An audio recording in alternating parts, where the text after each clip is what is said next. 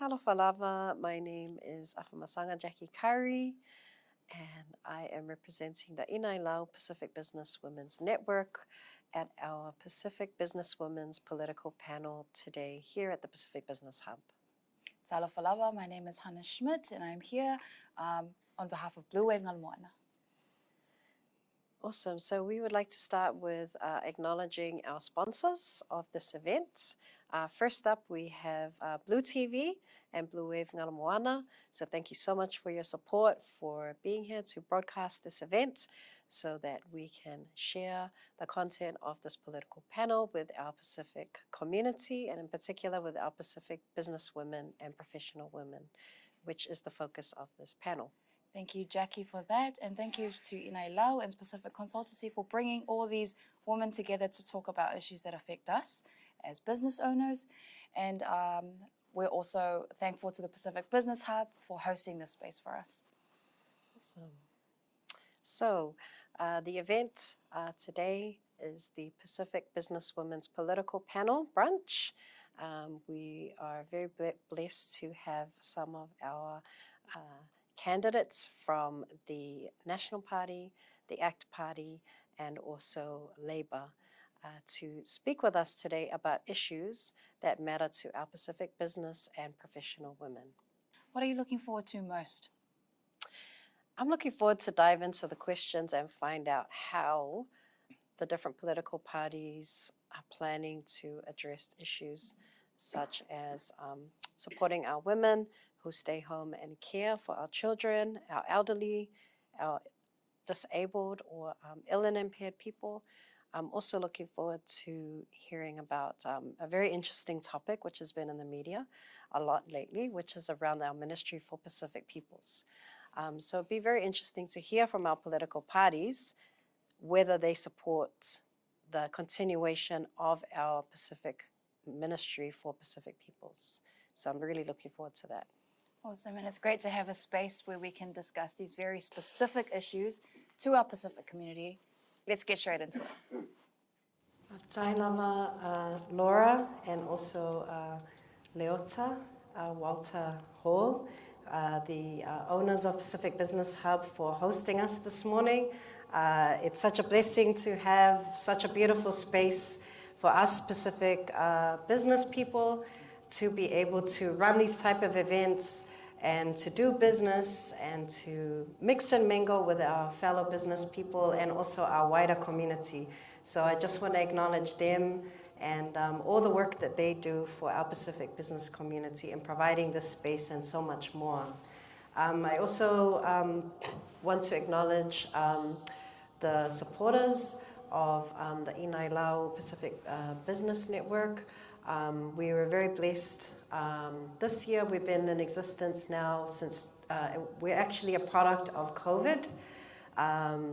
When I was sitting on my deck contemplating, as many of us women and men and Pacific people did, contemplating what's going to come next for us. And during that time of COVID, it gave us time to slow down and think and dream and aspire to what we wanted to do next. And out of that birthed the Inailau Pacific Business Women's Network. And that was basically just from seeing a lot of our Pacific women during COVID were starting to dream and be inspired to actually think, oh, now that I'm at home, I'm not running the kids around, I'm not busy with work, what do I actually want to do in life? And whether and a lot of Pacific women businesses, led businesses, have come out of COVID. And that was both out of necessity, because some people lost their jobs, so they got reduced hours, and others it was out of opportunity to finally aspire after their dreams. So I was very blessed, or the network was very blessed to also get some funding support from the Ministry for Pacific Peoples through the Pakuranga Fund, which I will also mention later on during this panel. But anyhow, I just want to welcome our amazing panelists. Thank you so much for making the time to be with us today. We've also had some of our panelists who couldn't make it, so I just want to acknowledge Hana Collins, who couldn't make it today from the Green Party due to illness and actually losing his voice. So I just want to acknowledge him and also acknowledge our speakers who have made the time to come through. I know that you all have such busy schedules, so we really feel blessed that you've chosen to be with us this morning and to have a talanoa with us about how your different parties may be able to support our Pacific businesswomen. So I'd just like to start to invite up to the stage our esteemed guests for today. I will start with our representative from the Labour Party, none other than our Wahine Tonga, who is always out there in the community. And like many of our Pacific candidates, I actually wonder whether they ever sleep because you see them everywhere. So, Whawhai lava Anahila, Kanongata'a, and I know, my apologies, my dear, I never get your name right, but I'd like to acknowledge you, and I'd like to invite you up to the panel. Whawhai lava.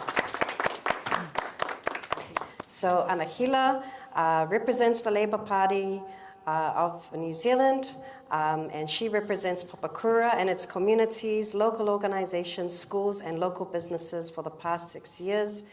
She has invested her time in ensuring that the Papakura communities are represented in Parliament and take issues that matter locally and nationally. This includes taking 2 petitions to Parliament and having a bill passed to help people living with disabilities. She has also invested in encouraging our South Auckland youth towards leadership roles, which will help build a brighter future for our local rangatahi. So, whawhai lava Anahila, we acknowledge all the work you've done today, and we thank you for being with us today on the panel. Thank you. Aloha pito. Yes, next up, I would like to invite Parmjeet, Parmar, and up to the stage. She represents the ACT Party. So thank you so much, Parmjeet, for being with us today. And we acknowledge, the presence of the ACT Party. Thank you for accepting our invitation to be here. Parmjeet, and am I saying your name correct? Parmjeet immigrated to New Zealand from India in 1995 and continued her education by doing a PhD in biological sciences from the University of Auckland. She worked as a scientist, businesswoman, broadcaster, and community advocate before becoming the first Indian-born woman to be a member of Parliament during the 2014 general election. Parmjeet also served as the chair of an NGO helping victims of domestic violence, a community representative on the film and video labeling body, and as a families commissioner. She is currently working as a technical director for the Kiwi Empire Confectionery Limited, a director of Core Pharmaceuticals Pacific Limited, and a board member of Tuatara Hospice. Parmjeet, she lives in Auckland with her husband and 2 sons. So, Vaai tele lava, thank you for being with us today. And next up, I would like to invite a fellow Pacific businesswoman and candidate for the National Party, Whanoti Agnes Loheni, to join us for the panel. Whanoti Agnes, she is from Amalie, Sa'afotu, Sa'afune, and Siumu in Samoa. She is a co-founder of Samoan fashion brand Mena, a business mentor, a chemical engineer, a former member of parliament, a devoted wife to Ward Kamo, and mother of 5 children. Agnes credits her achievements to her parents' unwavering values of family, faith, service, and humility. Agnes gets a lot of fulfillment from mentoring women who want to turn an idea into an enterprise. She is clear that enterprise and trade is ingrained in Pasifika women's DNA that extends back all the way to their arrival into the Pacific. Whawhai tele lava Whanoti Agnes for joining us this morning. I'd also like to acknowledge our guests from the business community, Pacific business community, and from radio, broadcasting, and other sectors for joining us to be part of this engaging discussion today. Next up, I would also like to acknowledge our co-host for this event, Blue TV, Blue TV is a product of Bluwave Media, who are another Pacific business, and I would like to thank them for coming on board. Hana, Schmidt is my co-host, lovely co-host today. Those of you, yes, Lohana. So we thank Blue TV for being here with us. So this event will be broadcast on Blue TV for our Pacific community and others to watch. So now I'd just like to move into the context of this panel for today.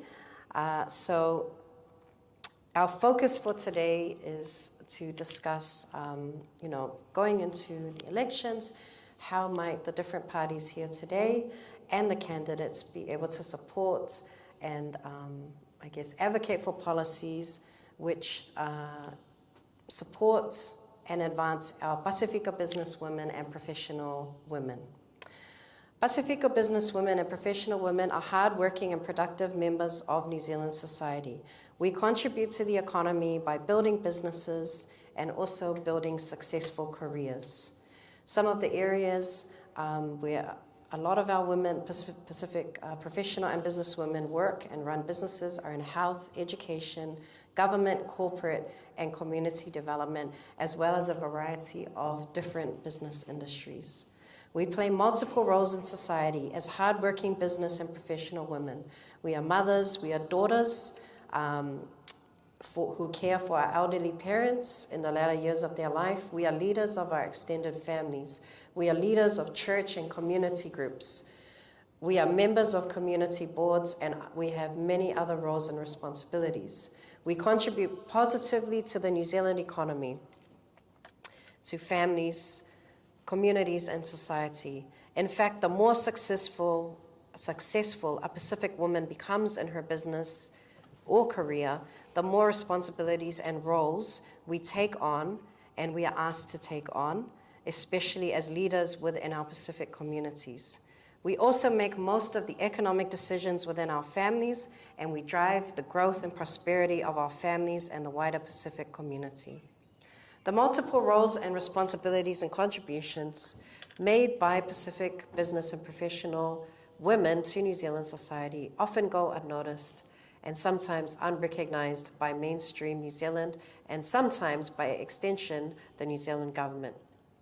It is also well noted by research that Pacific women are at the bottom of the pay gap in New Zealand. We face multiple barriers in the workforce, both the glass ceiling and the brown ceiling in regard to career progression. These ceilings also exist in the business space for Pacific women to start, grow, and develop successful businesses. One example I'll give in the Pacific business space in terms of funding, priorities, in terms of access for Pacific businesswomen to funding support. Over the last 5 years, one particular focus has been on the construction industry, which has really supported and grown a lot of Pacific businesses, which I must acknowledge. However, by default, many of these businesses are owned by our Pacific men or couples, with our Pacific men leading and leading the business with his wife or other significant woman in the family are supporting the business. And also a lot of employment and contract opportunities in this particular industry go to Pacific men who are skilled in trades. Therefore, majority of Pacific women-led businesses and industries where our women tend to have skills and talent have not been as well funded and supported to develop and grow. The purpose of this panel is to highlight some of the challenges and issues faced by our hardworking Pacific and business and professional women. Through this panel, we would like to understand how some of our different political parties running for the 2023 election plan to support, develop, and provide an enabling environment for Pacific business and professional women to survive, thrive, and grow in the current New Zealand economic climate. I would now like to hand it over to my co-host Hana, who will speak a little bit more about our context, and then we'll dive into our questions.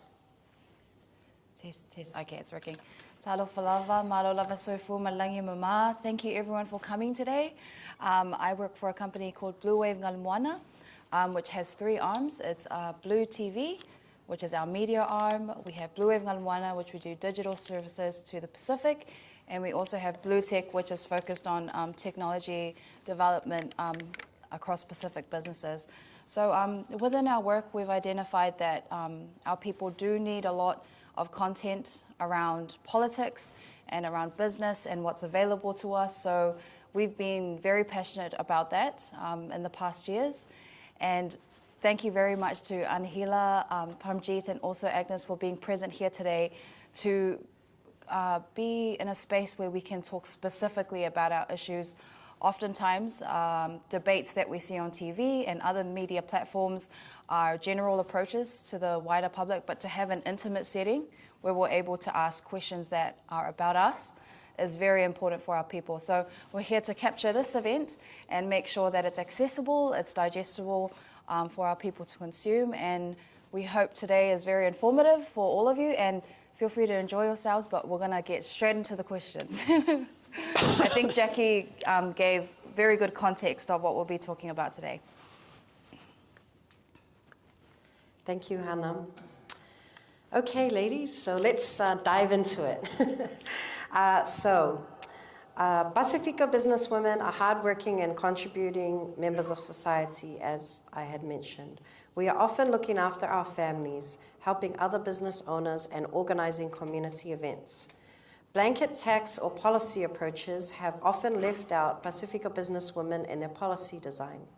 How will you, as a Pacifica representative, push for policies within your party that will impact Pacifica businesswomen positively who are in or starting their entrepreneurial journey?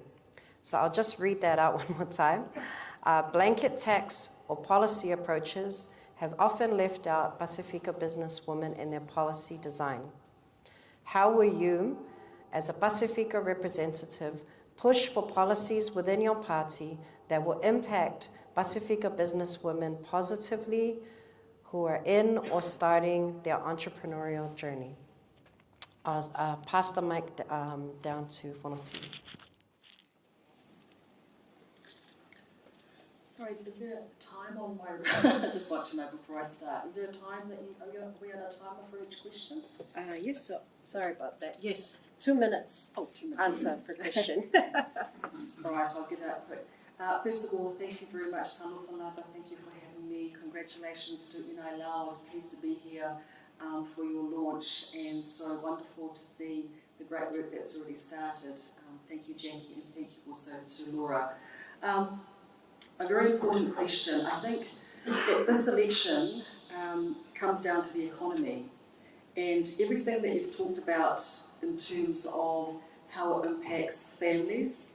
So, women, we are crucial in terms of the roles that we play in our families. If we just put the business bit aside, that bit we know has to be taken care of. And right now, that is the bit that is under immense stress because cost of living impacts disproportionately our families more.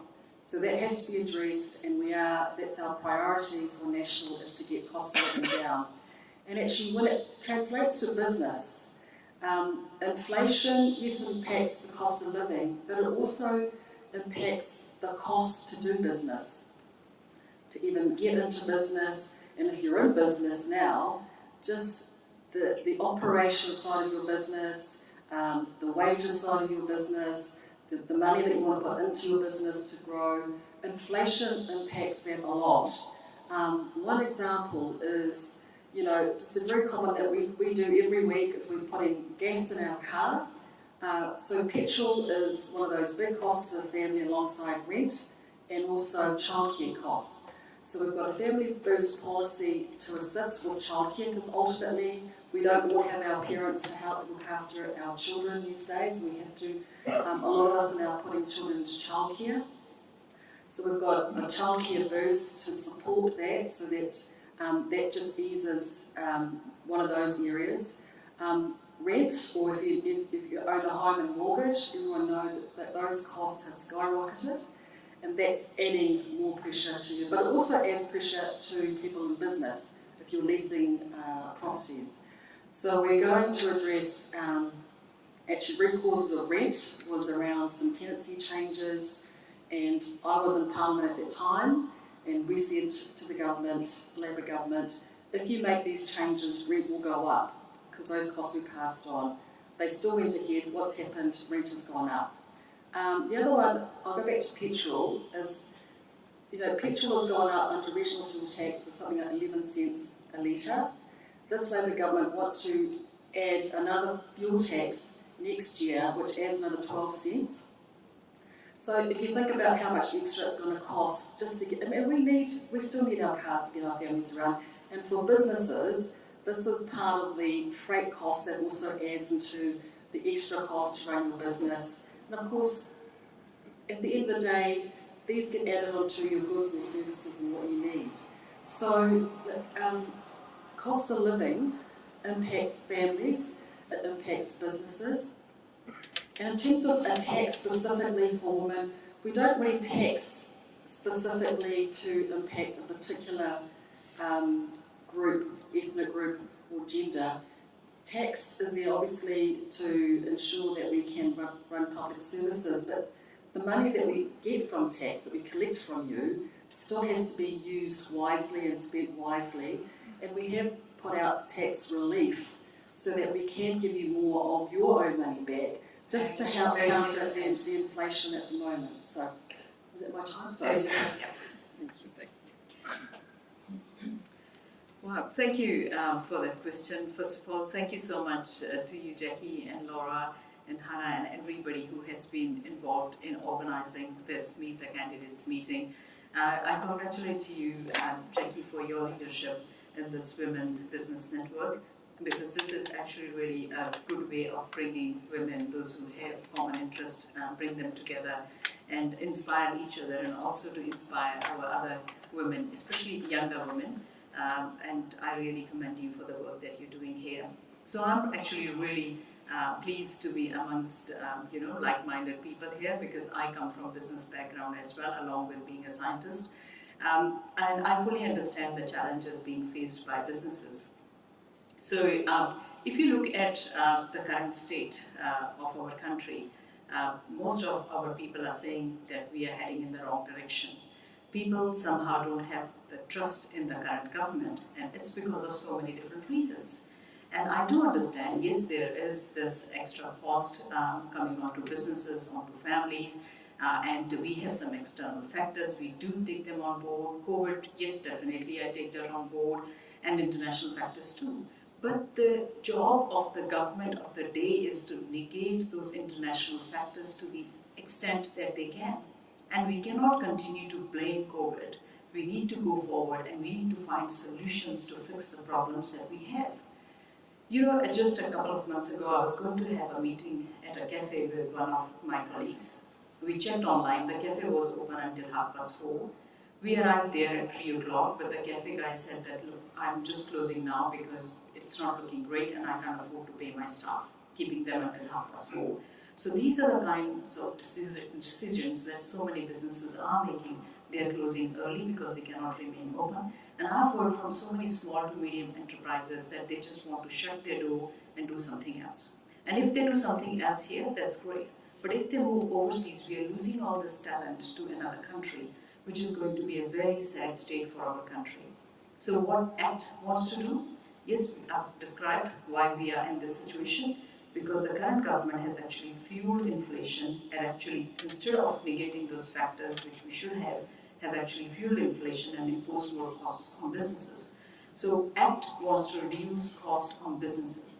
Because if you reduce costs on businesses, then what you do is you are making that money stay in our economy in terms of that because that is not passed on to the consumer. Because if you impose cost on businesses, the businesses are ultimately going to pass on that cost to the consumer. That is also fueling inflation. And I can give you a couple of examples. Minimum wage, yes, I'm in favor of increasing minimum wage as a business owner, but the way it has been increased under the current government, they said we need to be very close to Australia. Now we are really close to Australia, but still people feel that they will be happier in Australia. That's a very important question that we need to ask. So if our minimum wage is so close to Australia's minimum wage now, then why people still feel that they will be happier in Australia? You know why? Because when you have people working in your business as business people, you will know. People don't want to continue working on minimum wage all their life, even if that is being increased every year. They want to achieve more, they want to do better. And each and every business has a responsibility to give that opportunity to people, those who are working in their business. So they have this huge responsibility. Thank you, Parmjeet. That's still Okay, time. thank you. Koutou katoa, māloa laumari, māloa rerei, talawhalawa. Thank you for the opportunity to be part of this talanoa today. I joined the Labour Party in 2009, and that's because there were, I was a manager at the Ministry of Social Development, and as a manager, you get the policies, you serve the government of the day, and a manager in a public service. So, and when I've always voted the Labour Party because my mother had told me to vote the Labour Party. So I acknowledge the leadership of my mother and my family.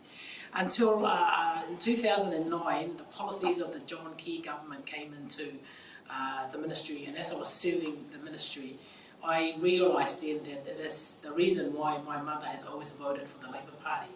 One of the policies that the National Party had cut was the training incentive. There was the incentive allowing solo parents to study while they're on the benefit to be able to get a better future. So that's why I joined the Labour Party. So that's my reason. And the principle that I love in the Labour Party is respect for and dignity of all people and the opportunity to work. As a Tongan migrant to Aotearoa, that principle aligns with me. The New Zealand Labour Party has an unwavering support of Pacific people. Leaders, to your question, Jackie, what it is that requires leadership. The wellbeing budget from 2018 and the leadership of the Honourable Grant Robertson, the Finance Minister, one of the priorities of the budget priorities was lifting the opportunities for Māori and Pacific in New Zealand, and there was an acknowledgement that Pacific people weren't thriving in Aotearoa and needed support from the government. I know that the parties on my left have mentioned things about wasteful spending. And one of the organisations is Pacific People. Leadership, having Pacific people at the leadership table has made a difference. Over 683 million from the budget of 2018 until 2022. And the difference that we've made in the budget of 2023 was actually acknowledging that Pacific businesses need to thrive. So past behaviour is an indicator of future behaviour. Our decisions for Pacific has always been about lifting Pacific people to acknowledging where we are and lifting Pacific people. Having Pacific people at the decision-making table. When we came into government, the budget for the Pacific Ministry of Pacific People was just over 10 million to support our Pacific community. And now I understand that Inailau group was birthed in COVID-19. The leadership of Pacific people at the table actually added value to the decision making by cabinet to make sure that Aotearoa New Zealand is safe. We, in terms of COVID-19, the rain that came in January, the leadership of the Labour Party, when I talk about past behaviour as an indicator of future behaviour, we've always had Pacific people at the forefront, and we put Pacific people in our objectives to be able to meet their needs. Thank you, Anahila.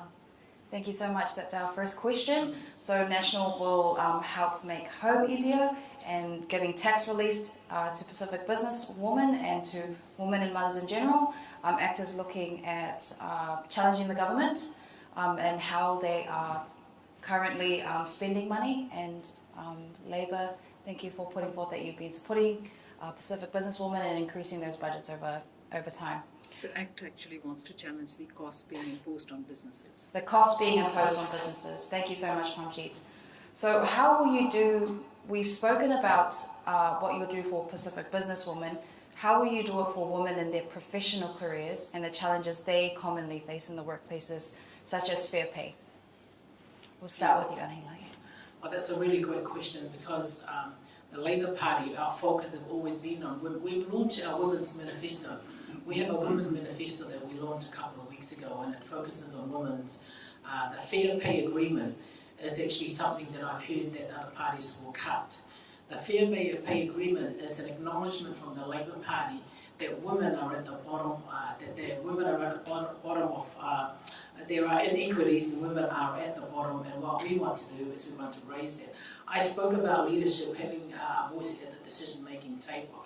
What we've seen in the last 6 years is women being at the leadership, at the decision-making table. We only have to look not so far in terms of the Pacific Business Trust, where we've got a woman leading that.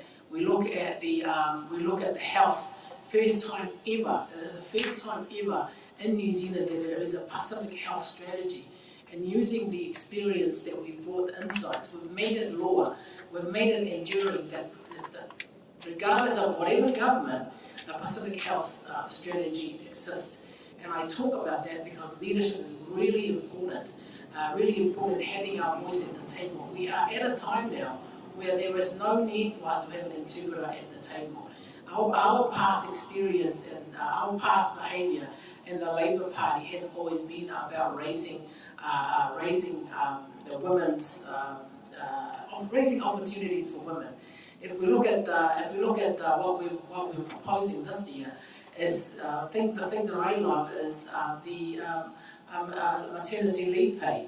So we're saying that we will provide maternity leave for partners. So it doesn't mean paid maternity leave. So that doesn't mean for that extra 2 months of paid maternity leave, that would mean that it could be your mother that will take maternity leave along with you when you have your child. It could be your sister. It could be someone who could be your husband or partner. It could be that comes from an understanding that women are at the centre of our decision making, and that I think. How long have I gone? Yeah, 30 seconds. Okay. So I go back to my opening statement. It is about having leadership at the decision-making table, and it is about having deliberately having a focus on women and what we can do to support women in business and generally in the country. Thank you, Anahila. Good. Thank you for that question. So, ACT Party believes that we need to lead on values. Our values are to treat everybody equally.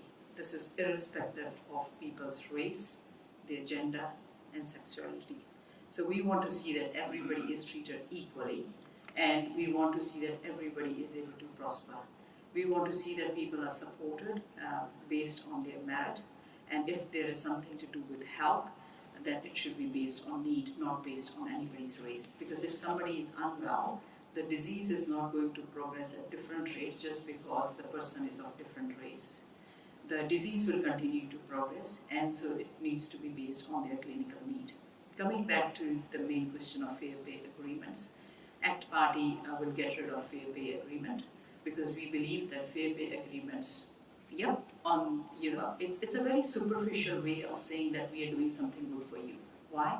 Because you would feel that you're putting more money in your pocket, you're getting more money in your pocket.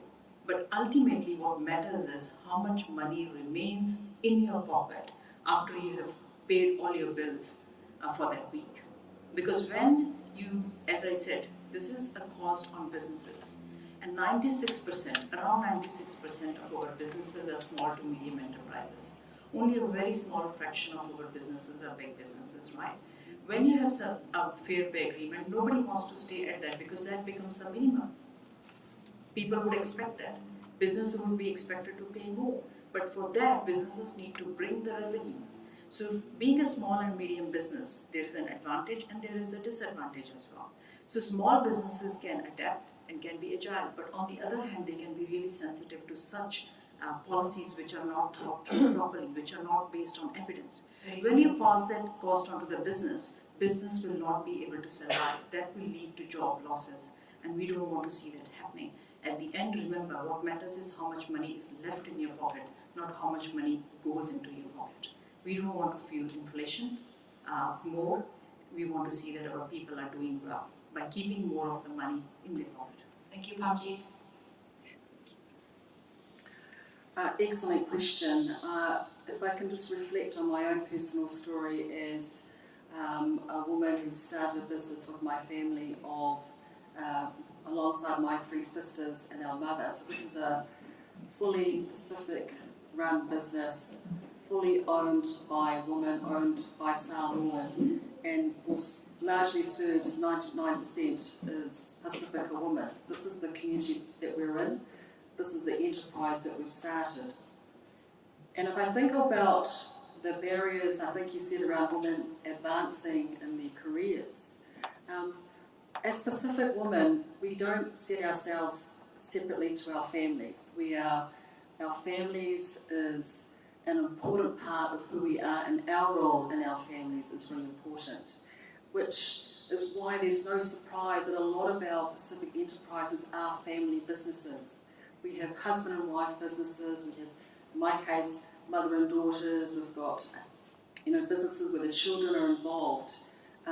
Family is such an important part of our culture, and in that we can, I guess, share the load, but also because we know ultimately the goal is for the betterment of our immediate family and our extended community. This is, the secret sauce to our business is actually the family part. It is the part that has made us resilient and strong because we hold on to those values. If I want to talk about specific policies, one of the barriers to women wanting to stay in the workforce is paid parental leave.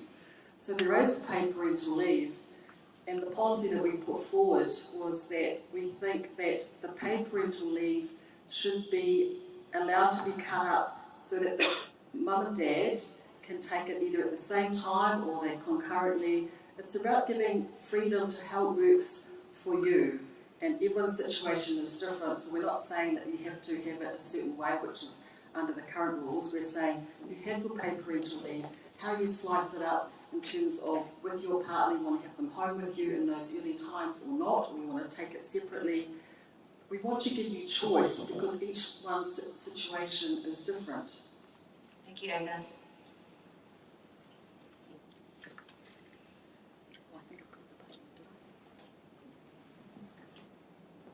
Yes. Okay.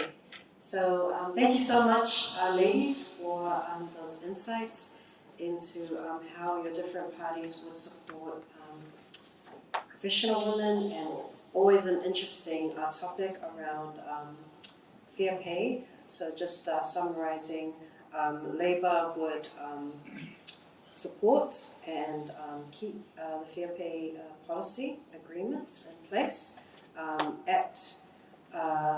Act policies would look at getting rid of the fair pay agreement because their view is that it's superficial and would focus on keeping money in people's pockets. Yeah. And for national, their focus is on, in terms of supporting policy, would be around paid parental leave for both parents who could possibly be in professional careers. So hopefully I've summarized it well. So next up we're going to move to the next question, and this is specifically about funding that is currently tagged to Pacific. There has been some very controversial talk out there in the media around the Ministry for Pacific Peoples and whether that particular ministry is still needed, and also whether it's providing value to New Zealand as a whole, as well as to the Pacific community. So I did bring up earlier, I wanted to bring up some of the fundings that I'm aware of from the Ministry for Pacific People that benefit the Pacific business community. We have Pacific Business Trust, the Economic Development Agency, who run a variety of programs and services for Pacific businesses. I did bring up earlier, they have had a huge focus on construction and have really helped build up our Pacific business construction industry through a lot of their procurement programs. Another funding I'll bring up is the Tawala funding, which was implemented this year, which a lot of our growing Pacific businesses were able to benefit from to help them to get capital items to grow their businesses. There's also the Papakura funding, which is for social enterprises, which is helping social enterprises to run initiatives within the community and also to support social enterprises as businesses versus traditionally grant funding only going to NGOs to run social services for the community. Inailau was lucky enough to be a recipient of the Papakura funding. So I guess just getting right into the question, there has been talk about wasteful spending around ministries such as the Ministry for Pacific Peoples, and I just wondered what your party's views are on the value of the Ministry for Pacific Peoples, and specifically looking at the current funding that is provided for the Pacific business community in particular. So I'll pass the mic back around, starting with Nancy. Thank you, Jackie. The National Party does not, we're not aligned with the view that we would close the Ministry of Pacific Peoples. We've been very supportive of the Ministry and the work that the Ministry has done from past governments, so Labour and national governments, in terms of support to our Pacific communities. I think it is fair, though, that we do have to look at how we can better spend money across government, and definitely we've highlighted as a party some areas where we think there has been wasteful spending.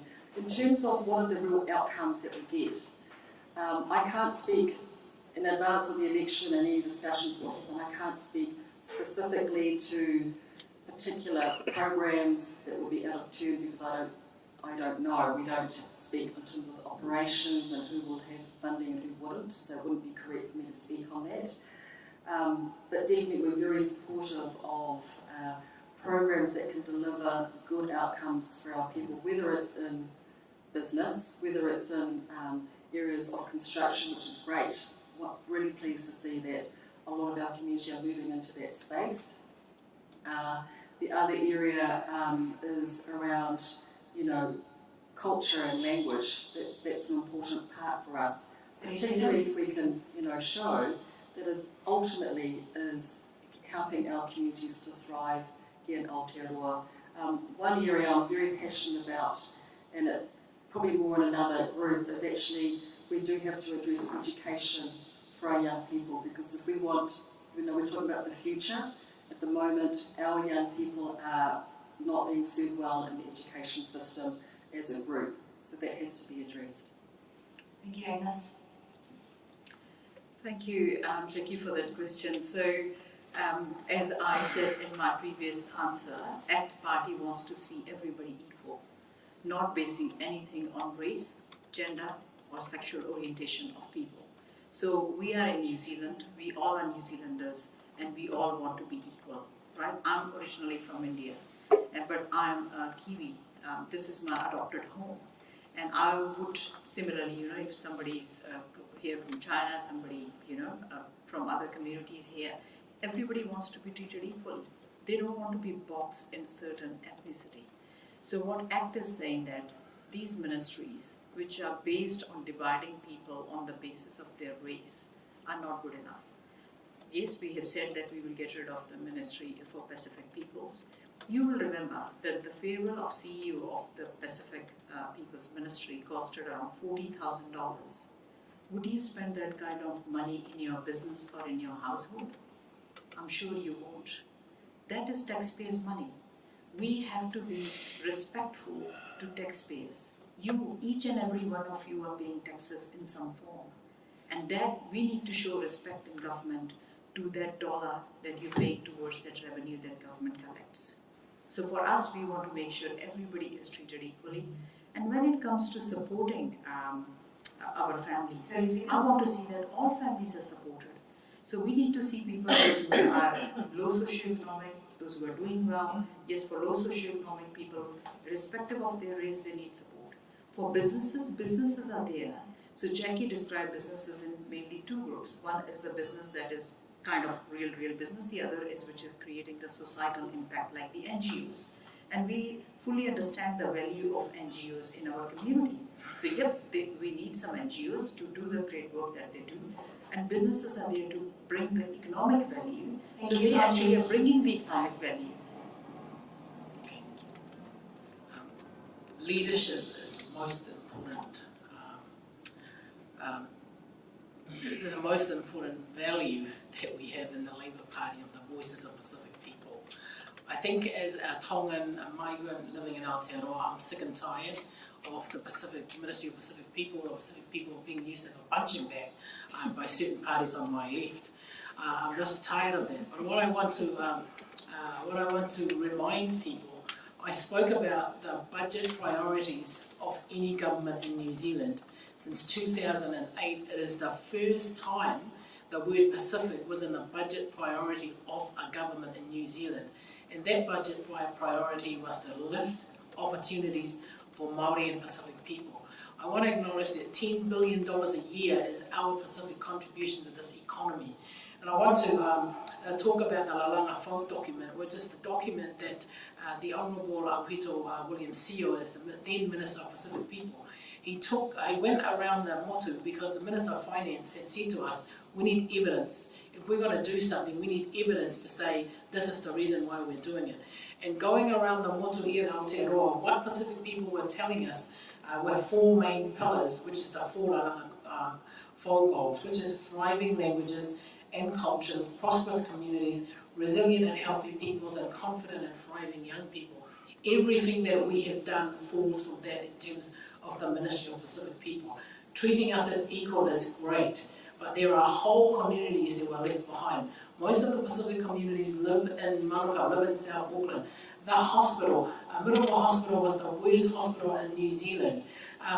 Pacific women are the lowest paid people in the workforce. That means whole communities were being left out in terms of pay parity. So what we have done now is evidence that we've got the funding that you spoke about, Jackie. They all fall out of the Lalanga Folk document of the government, and we will continue to do that. And that's what we stand. That is what is at risk now if we don't vote for party vote Labour in this government. We want to act in government, which is like they said, Also, thank you very much, ladies, for that. So, National do not want to close MPP, but they do believe in making sure that money is being spent properly into the right initiatives. ACT believed in a more egalitarian approach, so they don't believe that ministry should be made up of race or gender, and Labour feel that Pacific people are constantly being used as a punching bag and will continue to support funding to Pacific peoples in the ministry.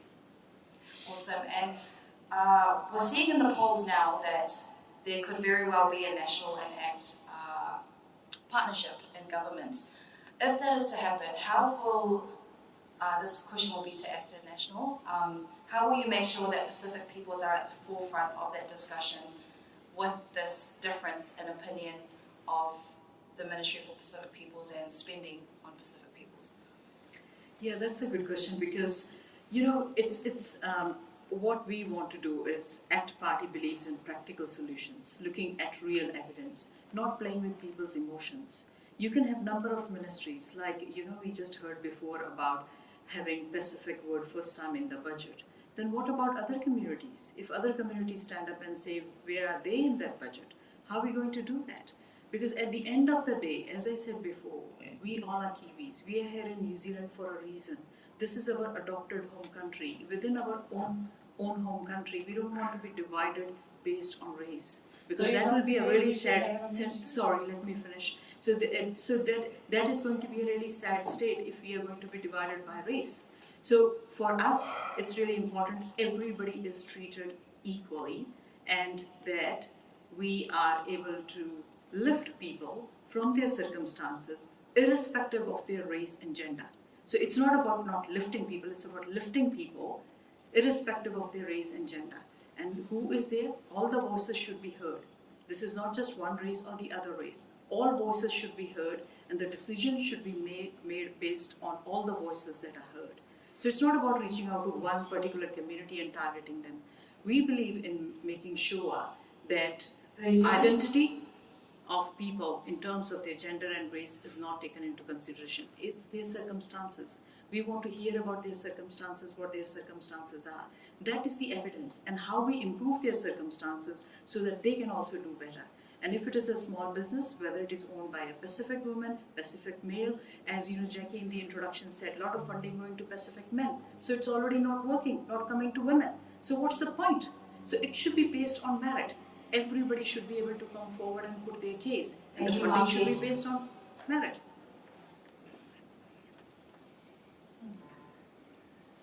So what I do. testing? Is it on?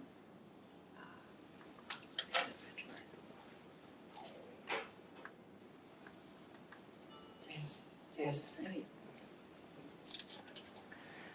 So this is why I've been saying to people that for National to have a stronger mandate, which is our mandate and not ACT, is to party vote National, ultimately for election.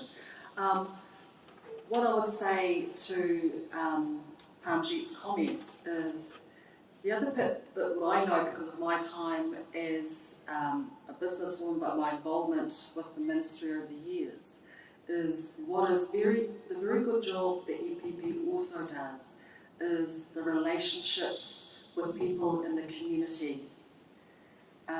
You will know if you have dealings with the Ministry of Education and other ministries, MSD, that grassroots engagement isn't so strong. EPP, with their long-standing connections into the community, into NGOs, into the business sector, is ultimately, that outreach and that connection to the community. And that's really important because at the end of the day, we're here to serve, but we also need to hear from the community. And so this is why... Not on the basis of race. It's the engagement into the community, Parmjeet. No other ministry has that connection into the relationships in the community. Should happen. And so, hopefully, if I have the privilege to serve and get in on election day, I can be that voice for our people in our party and hopefully a future government. Thank you. Thank you, Agnes and Parmjeet. So just from that, ACT is very strong on their standpoints, and thank you, Agnes, for sharing with us that you'll still be standing up for the needs of our people. So ACT will stand up for all people. ACT will stand up for all people. All people. Irrespective of their race, that needs to be noted. Awesome. Thank so you, not Parmjeet. just for standing up and being voice of just one race. Awesome. We'll get Jackie to finish off that last question. Awesome. Thank you so much for your candid comments and also contributions. And we acknowledge, the stance of National Party, as mentioned by Hana, that the relationships with the grassroots specific communities is very important to connect in with other ministries. And Punati Agnes has mentioned that she would be a voice within the National Party to continue to support the ministry in that respect around community engagement, and ACT has clearly stated around everyone is the same and equal, and everyone should have equal opportunities, and that we shouldn't base, ministries and initiatives on race, gender or sexuality. So thank you very much for clarifying that. We'll move on to the next question now, and I'm sure there may be also some burning questions from our audience. So please be patient with us. We have two more questions. One more question. So in terms of, so one area where Pacific women contribute to, and I mentioned this in the opening, for a lot of Pacific women, in our culture, we have responsibilities to our family.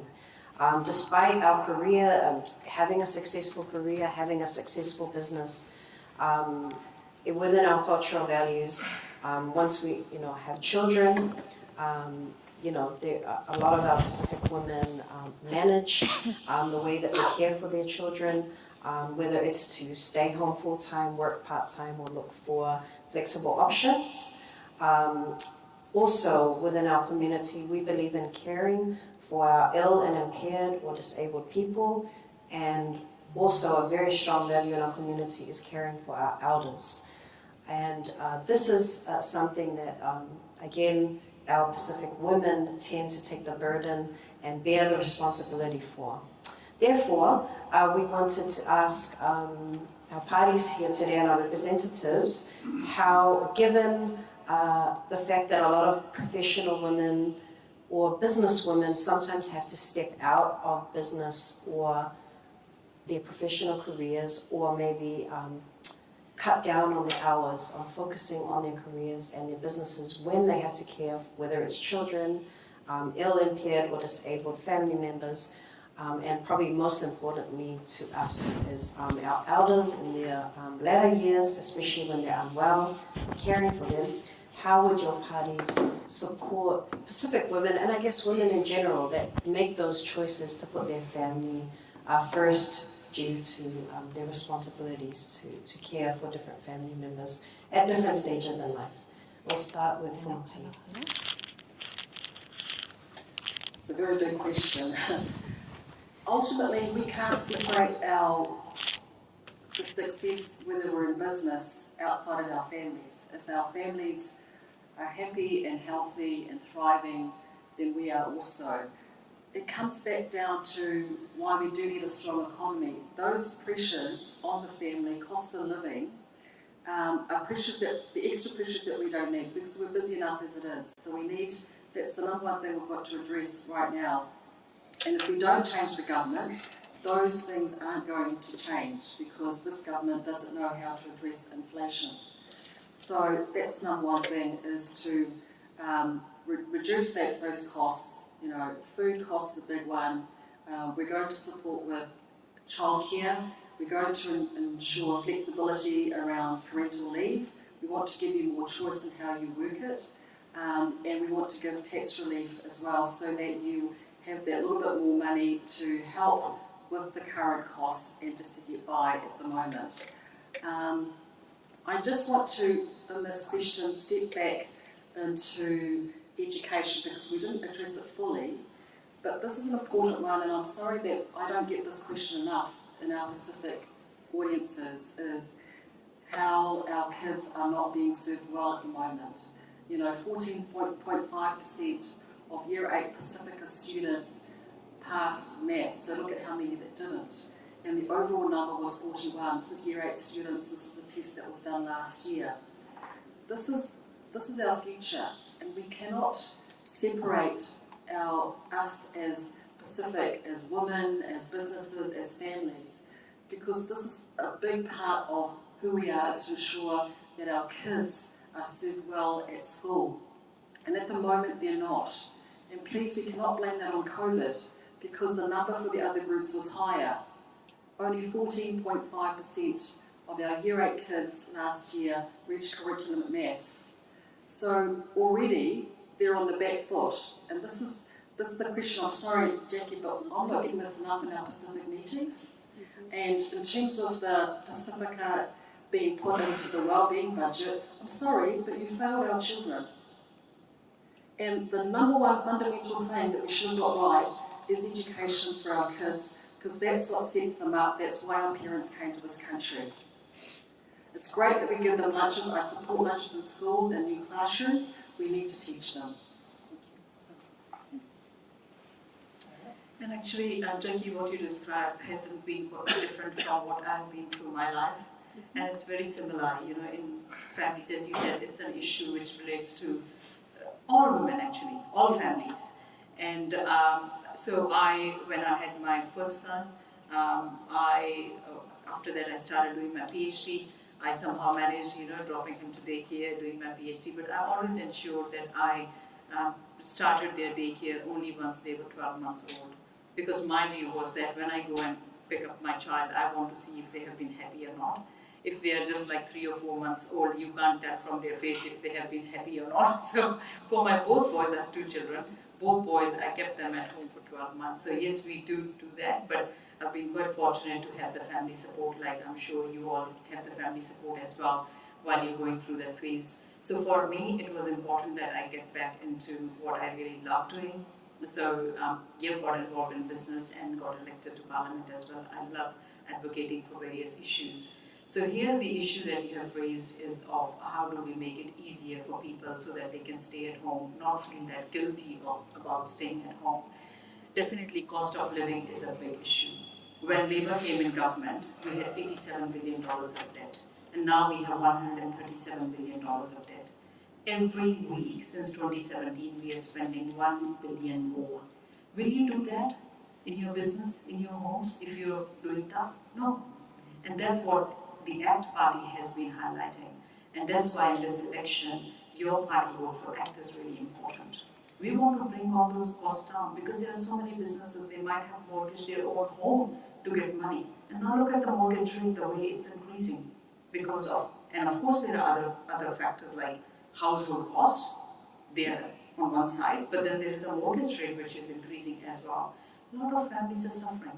And there is another thing which is a cultural aspect to some of our families, that is they don't like to share their financial difficulty out there with their friends, even with close family members. They all want to look happy, they all want to look like everything is going fine. But I know that there are so many people suffering inside, and they will come out only when they have reached that point which becomes a breaking point. And I want these families to come forward. This is the opportunity. By giving your vote to party, giving your party vote to ACT, you can fix the solution. The second is we also want to see that the opportunity that was taken away from people to work as contractors, we want to bring that back. Because there are some positions which you can work on while staying at home as contractors. You don't have to be a 9-to-5 employee. No, you can do, because you're a skilled person. You can utilize your skills wherever you need, and you don't need to be employed for just one company. As a contractor, you can be contracting for maybe 5 different companies, and you can be doing that from home, which makes it easier. So these are some of the things which will make it really easier for our women, and also men, those who are looking after their young ones, taking turns, to ensure that they are not feeling guilty of not looking after their children while they're trying to provide for their family. Yep. Because your time is up. Thank you. Okay, thank you. Labour will continue to lift Māori and Pacific, opportunities for Māori and Pacific to thrive. What does that look like? What we found was that girls weren't going to school for a week. Out of a month, some girls didn't go to school for a week. Just want to acknowledge that. So what that looked like was that girls weren't going to school because once a month they're not able to afford period products. So we made that free at school. What lifting opportunities for Māori and Pacific, what we found was that some schools, kids turned up to school hungry. So we've made free lunches for schools. What we found was that Pacific communities, despite wanting this country to be equal, what we found was that Pacific communities were getting paid low, were the lowest paid, one of the lowest paid populations in New Zealand. We cannot continue to do that. What we found was that despite having a great health system, we found was without their fault, Pacific people were at the bottom of the waiting list for surgeries or services in New Zealand. So leadership, I spoke about leadership is about doing something about that. We have proven our promises are not just about a promise that hasn't been budgeted. We have proven our unwavering support for Pacific community by putting Pacific people as a priority for the government. We have proven that in terms of the Pacific women, business women, we have, when we launched our manifesto, we have said that we will partner with the women, with businesses for a women approach and providing a scholarship for low to middle business people. So That's what leadership looks like, and that's what action looks like, is we say what we say and then we do what we say. In our budget, economists are saying that, well, it's open. Our experience in managing the economy is better under the Labour government than any other government. That's what research tells us. In our budget, I'm worried for Pacific people because there is a $10 billion hole in National's budget. They're saying they're going to cut, they're saying at every cost they will have the tax cut. We don't know what they're going to cut. It's a mystery bag. The decision this year is proven a leadership experience of a group of people that has navigated our health in terms of COVID-19, in terms of a natural disaster when the rains came in January, to an unproven leadership where we don't know what services they are going to cut. ACT already is saying they're going to cut Ministry of Pacific People. They're already saying that. So, we die younger. Pacific people die younger than the rest of the population. What does that mean? They're going to lift the super to 67. So at the moment, we're saying we're going to keep it at 65 because we understand that's what needs to be. A national lift to 67. So those are things. It's a mystery bag with National Act and maybe New Zealand First, or it's a proven experience with the Labour Party. Thank you, Feeling the country. Thank you. Experience of feeling the country. Okay, thank you so much, ladies, for your feedback in terms of how your different parties would be able to support Pacific women who would need to stay home to care for family members. So for National, their focus is to relieve pressure on families to address inflation, reduce food costs, increase childcare support, and also tax relief. And Agnes has also pointed out something that's very important to our Pacific community, which is the education of our children and improving the education for, I guess not just for all our children, but all children in New Zealand. ACT has talked about how they would address cutting the cost of living, addressing inflation, mortgage rates, household costs, and also making it easier for contractors. I thought that was quite an interesting point, so that people could work from home as a contractor. For Labour, their focus is on continuing to increase opportunities and focusing on Māori and Pacific. They have introduced in the past initiatives such as introducing period products for girls in schools, free lunches, and also challenging the national budget as well around where they would get the money for the tax cuts. So anyhow, hopefully that's a good summary of what of that final discussion. Just one thing I forgot. We paid carer leave. I forgot that that's something that the Labour Party acknowledged, that families do care for their own, and that's why we've introduced paid carer leave. Paid carer leave. Okay, awesome. Okay, whakataitele lava to our panel. We are now over time. However, I am mindful we have an audience here, so I'm just going to open it up for 2 questions, and then we're going to wrap it up. But we're only going to give 1 minute this time going around to answer that question. So who in the audience would like to ask a question? Tofilau? I wish all of you were getting fun. Kaftai for sharing this morning and all that. But there's a real possibility that there'll be a national and government coming in according to the polls. My worry is that you will not respect Pacific history in Aotearoa by saying that everybody's the same. Not everyone's the same. And I say it not because I think we're better. No. We're all different. We're all very different. And I see the wisdom of those who put to establish that niche. Yeah, maybe they're not spending 40,000. They don't ask that. But there are good ways that they have been fighting for us. So what is a real possibility that you have a former national member over here coming in as act, and then they're fighting to close our leadership? What's the reality of that?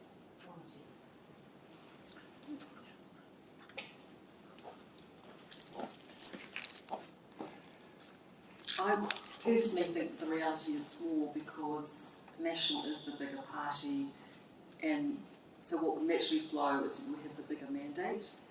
At the end of the day, I say to people, if you do not want to have ACT having a strong influence, party vote National. You can obviously give your party vote to Labour, but ultimately what gives us the stronger mandate is party vote National, because we have no intention of closing the Ministry of Pacific Peoples. The discussions, obviously, after election day, we won't know. Those will be outside. Both Parmjeet and I won't be in those conversations. But this is an area that I'll be pushing strongly for in any way that I can. Yes. Thank you, ma'am, for that question. And I can see where your concern is coming from. And, I didn't realize that National is now also campaigning for Labour. We have seen that there is not much difference in the policies of National and Labour. So if you really want to see change in the direction of our country, you want to see our families doing well, then ACT is the only party that you should give your party vote to, because ACT will also hold National to account while being in government. Coming to your question, ma'am. The main thing is about what we do for our people. We can have these kind of emotional kind of ministries where we are tying people with That's emotions. why you're wrong. It's but not emotional. Yeah. So, it's real facts. So we can have these kind of cultural identities, because every community can come forward and say that we have special history in this country, right? We cannot have those kind of ministries because that is wasting taxpayers' money. What we want to achieve is actually do more for our people. And to do more for our people, because we are a country of only 5 million people, we can only collect that much money in the tax. So we need to see how we can use this money, this revenue, government revenue, in the best possible way to support all communities. So that is what we want to do, including Pacific. Thank you. Thank you. For your question, I want to acknowledge with the polls, around 10% haven't made up their mind. So it's not final, it's a big number. But what I want to acknowledge is that the party vote for Labour, all three of us have not been cabinet ministers. But in the Labour Party, we've got cabinet ministers. We've got people at the decision-making table. The first ever Deputy Pacific Prime Minister, the Honourable Loheni. We've got the Honourable Barbara Edmonds, who has been there. The risk is we know what Labour has done. Proven, it's not just a promise, we know what Labour has done. And we've proven leadership that navigated us through a global pandemic, through the climate disasters we've gone through. As we can see on the left, on my left, usually we refer on the right, we're disagreeing. The reason why my leader, the Right Honourable Chris Hipkins, saying that we will not work with Winston Peters, because it's hard. It's hard to navigate principles in that coalition. It is hard to do that. I don't know what is the ability of the National ACT Party to navigate that, but the people who are going to end up being on the cutting floor of any editing out, I can guarantee they're already saying it. They're saying it is going to be the Pacific people.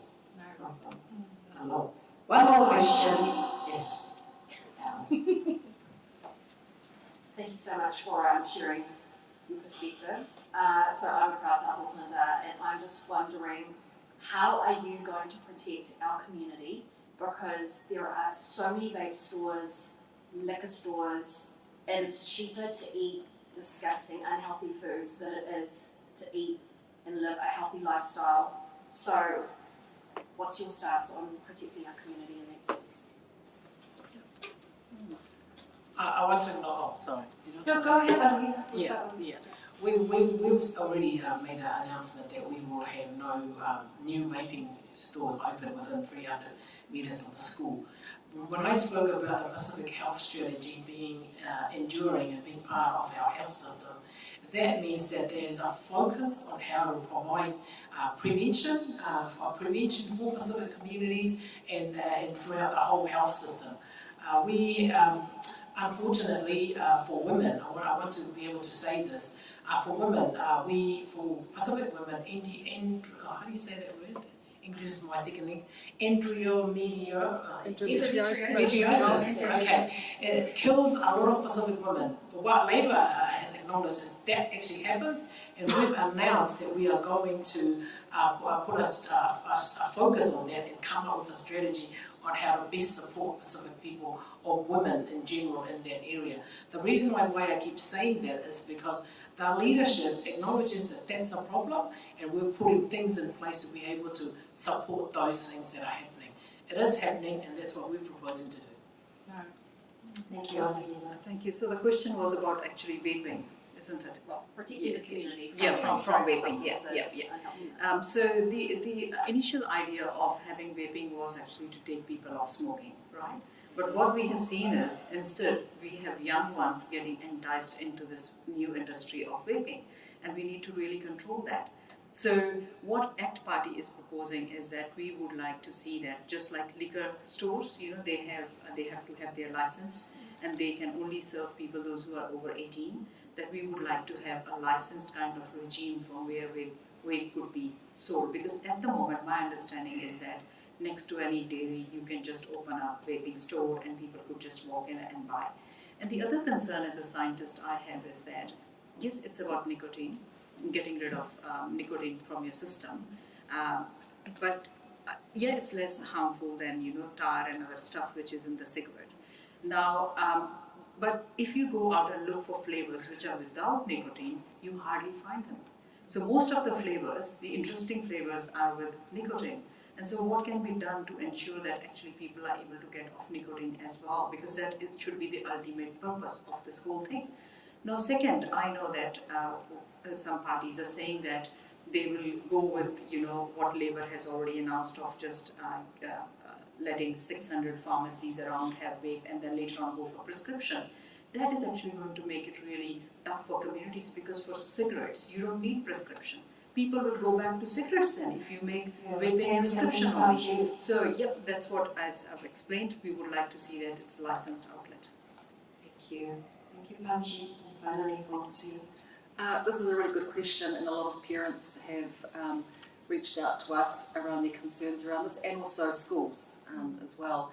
I just had to get my notes because we just released recently, more specifically, but I actually spoke on this bill, and one of the concerns, National supported because ultimately we wanted smoking cessation amongst our communities, so we want to get people off, and this was one that many of the people made submissions said, look, this is the only way that I can get off smoking. So they wanted still to have good accessibility.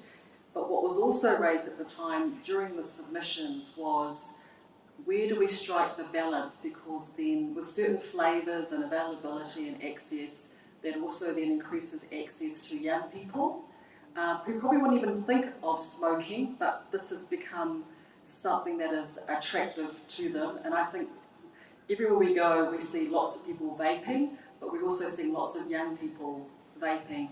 And is there a possibility, and it was raised at the time, that then vaping would be the doorway to smoking? And are we just, we were trying to strike the balance.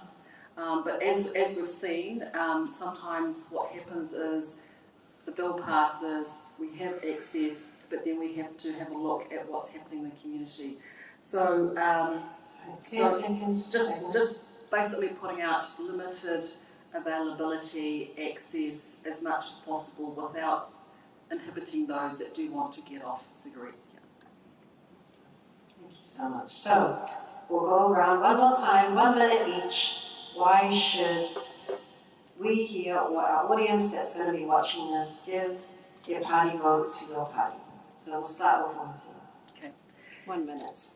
Thank you. Well, I would like you to consider Party Vote National so that we can get back on track, so that we can grow a strong economy. And a strong economy means that we can actually address inflation, which is causing a lot of the costs in our community. You know, rent, food, petrol, the cost to do business. The other thing is a strong economy enables us to serve our public services, health and education. Health is failing, every metric we're going backwards, education we're going backwards. Safer communities, we've got a really strong policy on law and order. We do have to address gangs in our community, and I make no apologies for our party being a part of that, because ultimately they're harming our people, our young people. So vote party, vote national for a strong and growing economy that will get our country back on track. Thank you so much. Can we give a hand for the team? Parmjeet. First of all, thank you so much to Jackie, you, Laura, and everybody who is here today to give us this opportunity to be here and talk about, giving me the opportunity to talk about the ACT Party policies. And I hope that today's conversation has been informative and you would consider giving your party vote to the ACT Party, because we have seen that cost of living definitely is something that we need to tackle. Cost of living is affecting every individual, young, old, everybody. Second issue which I hear about when I'm going out to different meetings, because in these kind of meetings my purpose is twofold. One is to talk about the ACT Party policies and also to understand your concerns, to take them on board, because all our policies are based on real evidence and based on community feedback, and that's why ACT Party has become a significant party in this election. Second issue that I hear about is crime, and ACT has the toughest policy on crime, but we also want to emphasize on rehab, because just locking people away is not going to help. We want to make sure that they are properly rehabbed so that they can get back into proper life. So remember to have safer communities, to have prosperous community, to do well in your life. This is for everybody, families and businesses. Party vote ACT. Thank you so much. Can we please have a hand? And finally, Anahila. Yeah, I just want to acknowledge that with the Labour Party will reduce the vaping shops to 600 nationwide vape shops. But the Labour Party is in it for you. We have proven leadership. We have navigated this country. Our economy is turning the corner. We're going to make it easier in the supermarket by cutting GST or fruit and veggies. We're reducing crime by we're going to increase police by 300 police. We are going to continue, as I've said, our economy is coming around the corner. We're going to continue to do that. Our Pacific people has a voice in the Labour Party. I want to just say that our Pacific people have a voice in the Labour Party. I spoke about leadership. We have a Deputy Prime Minister who is in Cabinet.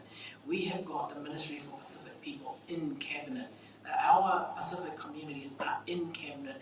That's where decisions are made. As a backbencher, I can say to you that working with our leader is that he respects our leader and he wants the Right Honourable Chris Hipkins has the experience. We have seen how we're going to do things. The other parties have said that they're going to do it but don't know what to cut. So it is a guaranteed, proven action by the Labour Party or a mystery bag with the people on with National and ACT. So I'm saying we're in it for you, Party Mo Labour. Okay, everyone, we have gone over time, so thank you so much for your patience. But I hope this was a very informative panel to directly ask some of our candidates from some of the main parties how they are going to be supporting our Pacific people and, of course, all people in New Zealand, and in particular our Pacific business and professional women. So, Vaai, to our candidates, thank you so much for your time today. Everyone, please hang around. Hopefully, our candidates have a little bit of time to stay. There's brunch, which is now lunch, available. And please don't be shy. In our Pacific way, feel free to take a takeaway as well. Yes? I just want to acknowledge Fesaitu Solomone. She's our rainbow, our Pacific Rotuman candidate, Labour and Tamaki. And I just want to acknowledge her that she's our first rainbow woman standing for the Labour Party. And I want to just acknowledge her here. I know that you were trying to be here for our panel as well, but we have obviously have your party represented.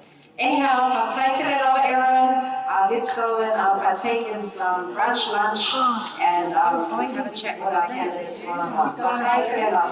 Thank you very much for tuning into our political women's debate special. We hope you enjoyed that. The representatives from ACT, National Party, and Labour. How did you find that, Jackie? I found it to be a very interesting debate. I felt that all the candidates who were represented today represented their party well. I feel a lot clearer on what are the policies that their parties are supporting, and also how they're going to impact our Pacific people in general, as well as our Pacific women. Amazing. What were your specific thoughts on National Party's proposition? Awesome. So yes, National Party today was represented by Whanoti Agnes Loheni. Definitely, I could hear a strong focus on families. Agnes mentioned a few times some support that the National Party was going to bring in around families, around tax cuts, increasing childcare. So I thought, there was a lot of interesting policies that I could see definitely for working Pacific women and also women in business that could possibly support them. I also heard Agnes talk strongly about improving our education right across the board. But she also brought up some interesting stats around our Pacific children and their current performance in the current education system. So I thought National came across quite clear today about what they stand for in terms of policies that impact our Pacific women. And how did you find our representative from ACT, Parmjeet, Parmar? Just to be honest, this is a space where we're discussing Pacific issues, and especially with the controversy around taking down Ministry for Pacific Peoples, which plays a large role in Pacific businesses, especially Pacific women.